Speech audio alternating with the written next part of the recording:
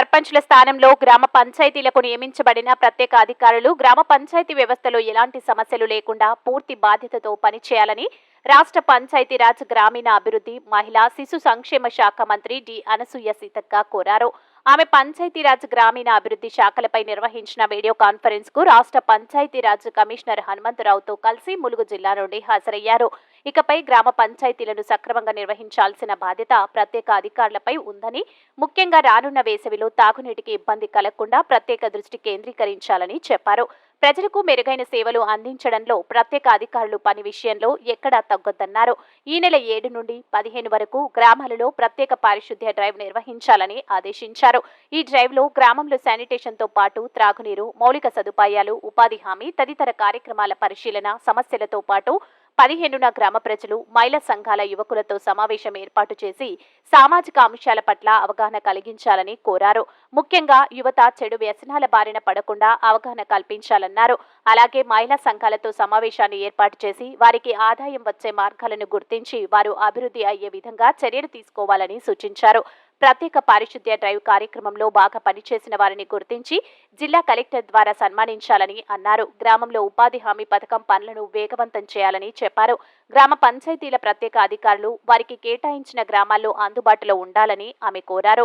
హైదరాబాద్ నుండి ఈ video conference కు హాజరైన రాష్ట్ర పంచాయతీరాజ్ గ్రామీణ అభివృద్ధి శాఖ ప్రిన్సిపల్ సెక్రటరీ సందీప్ కుమార్ సుల్తానియా మాట్లాడుతూ జిల్లా కలెక్టర్లు ప్రత్యేక అధికారులకు వెంటనే ఒకరోజు శిక్షణ కార్యక్రమాలను నిర్వహించాలని, గ్రామాల్లో పారిశుద్ధ్య తాగునీటిపై ప్రత్యేక దృష్టి కేంద్రీకరించాలని, ప్రత్యేక అధికారులందరూ గ్రామ పంచాయతీ చట్టాన్ని పూర్తిగా అవగాహన చేసుకోవాలని, ప్రతి ఇంటికి మిషన్ భగీరథ తాగునీటి కనెక్షన్ ఉన్నది లేనిది సర్వే చేసి తెలుసుకోవాలని, జిల్లా కలెక్టర్ సైతం గ్రామాలను సందర్శించినప్పుడు పారిశుద్ధ్యం, తాగునీటిపై దృష్టి సారించాలని చెప్పారు.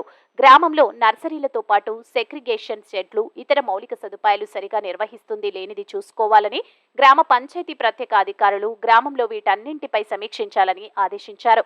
ఉపాధి హామీ పథకం కింద కూలీలకు పనులతో పాటు పనిచేసే చోట సౌకర్యాలు కల్పించాలన్నారు.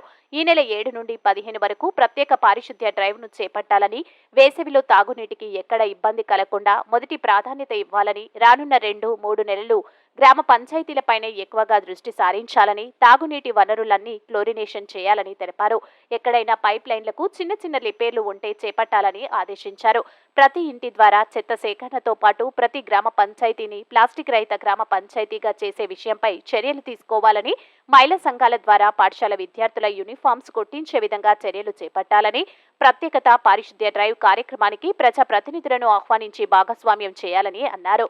జిల్లా నుండి ఈ వీడియో కాన్ఫరెన్స్ కు హాజరైన జిల్లా కలెక్టర్ జి రవి నాయక్ మాట్లాడుతూ జిల్లాలోని 441 గ్రామ పంచాయతీలకు ప్రత్యేక అధికారులను నియమించడం జరిగిందని, వీడియో కాన్ఫరెన్స్ ద్వారా వీధికి తగు సూచనలు ఇచ్చామని, సోమవారం శిక్షణ కార్యక్రమాన్ని నిర్వహిస్తామని, తాగునీటిపై గుర్తించిన గ్రామాలు, గిరిజన తండాలపై ప్రత్యేక దృష్టి కేంద్రీకరిస్తామని, ఎక్కడైనా పైప్ లైన్లు లీకేజీ ఉన్నట్లయితే అరికడతామని, గ్రామాల్లో తాగునీటి కొరత లేకుండా చూస్తామని, ప్రస్తుతం ఉన్న సౌకర్యాలపై ఇంటింటి సర్వేతో పాటు ఈ నెల 7 నుండి 15 వరకు ప్రత్యేక పారిశుద్ధ్య డ్రైవ్ నిర్వహిస్తామని తెలిపారు.